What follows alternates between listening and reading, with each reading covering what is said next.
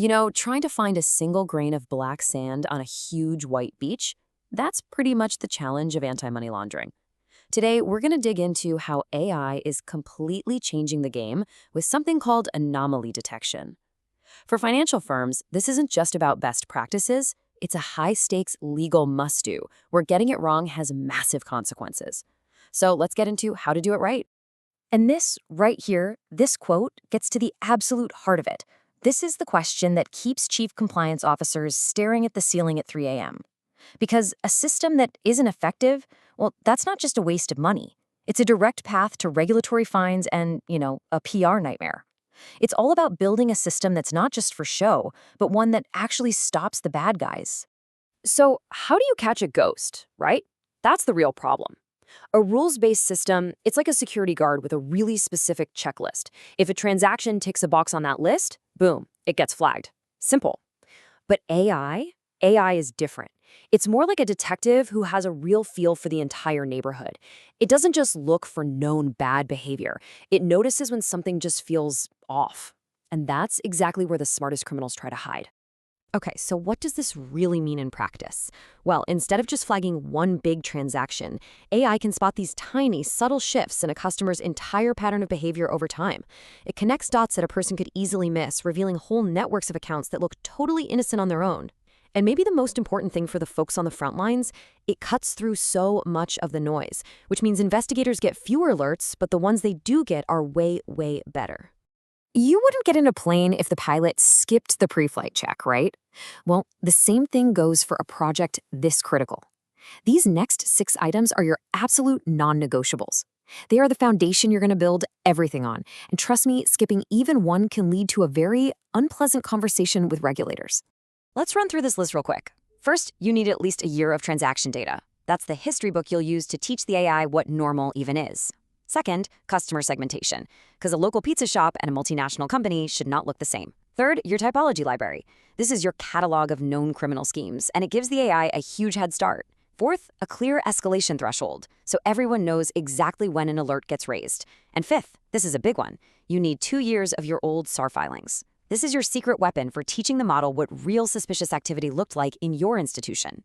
But none of that matters without the last and most critical piece of the puzzle.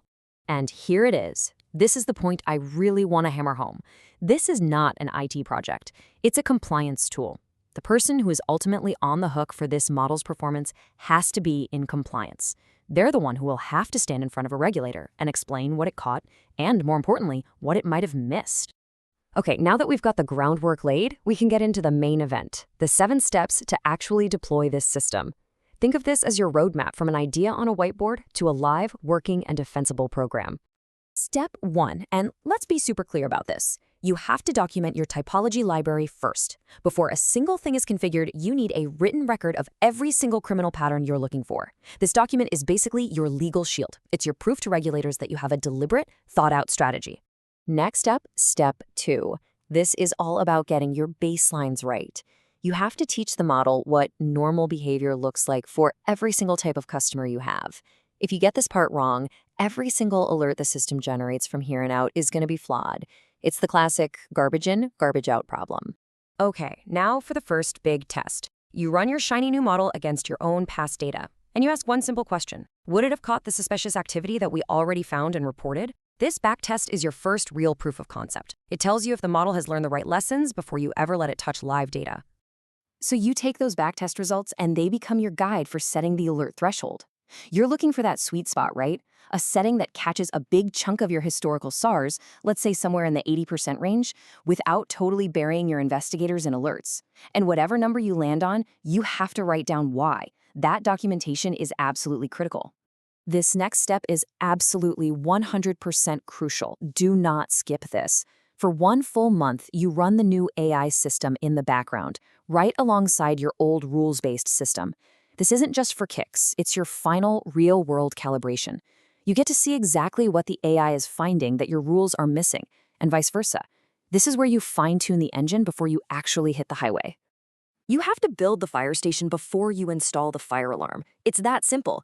Before a single alert starts flowing to your team, the entire workflow has to be mapped out, A to Z. What does an investigator see? How do they clear an alert? How do they escalate it? If you just dump a new kind of alert on your team without a clear process, you're just setting them up to fail. And finally, step 7. Remember, go live is not the finish line. You have to schedule mandatory quarterly checkups on your model. Why? Because criminals evolve, customer behavior changes, and your model can slowly get less effective over time. It's a real thing called model drift, and just ignoring it is like leaving the front door wide open for regulators to find a problem. So you did it. The system is live. Now what? How do you measure success? And maybe, more importantly, how do you prove to a regulator that it's actually working? Let's talk about the key numbers you need to be watching for a healthy AML program. Here's your first vital sign, the alert rate. Ideally, you want less than 2% of your transactions to trigger an alert. If that number is way higher, you're just drowning your team in false alarms. But if it's way too low, you're probably missing some very real risks. All right, this next number is all about quality over quantity. Your SAR conversion rate, that's the percentage of alerts that turn into an actual regulatory filing, it really should be north of 15%. This is your proof that the alerts your system is kicking out are meaningful and that your investigators are spending their time on real cases, not chasing ghosts. And this metric, it kind of brings everything full circle, right back to that backtest we talked about. Your live model needs to consistently prove it can still identify over 80% of your past suspicious activity reports. This is how you show your system is tuned to catch the kinds of risk that are actually relevant to your business. Look, you can have the best numbers in the world, but they don't mean a thing without a rock-solid foundation of governance. So let's just recap the essentials. Compliance owns the model, period. Quarterly reviews aren't optional. They're documented proof that you're paying attention. And finally, no black boxes. Every single alert has to be explainable in plain English. Your team has to know why something was flagged.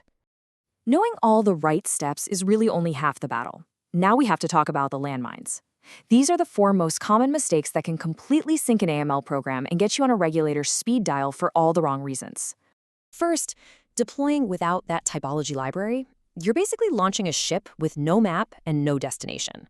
Second, setting your alert thresholds just to make your team's workload manageable instead of effective. You're just telling criminals exactly how fast they can drive without getting a ticket. Third, skipping that 30-day parallel run. That's like skipping the final safety inspection on a brand new car. And finally, just phoning in those quarterly reviews. You're creating a paper trail of neglect that regulators are trained to find. If you remember just one thing from all of this, let it be this. The most powerful AI on the planet cannot save a poorly governed program. Success in this world isn't about having the fanciest algorithm, it's about having a disciplined, documented, and defensible process. Focus on getting the governance right from day one, and the effective detection you need, well, it'll naturally follow.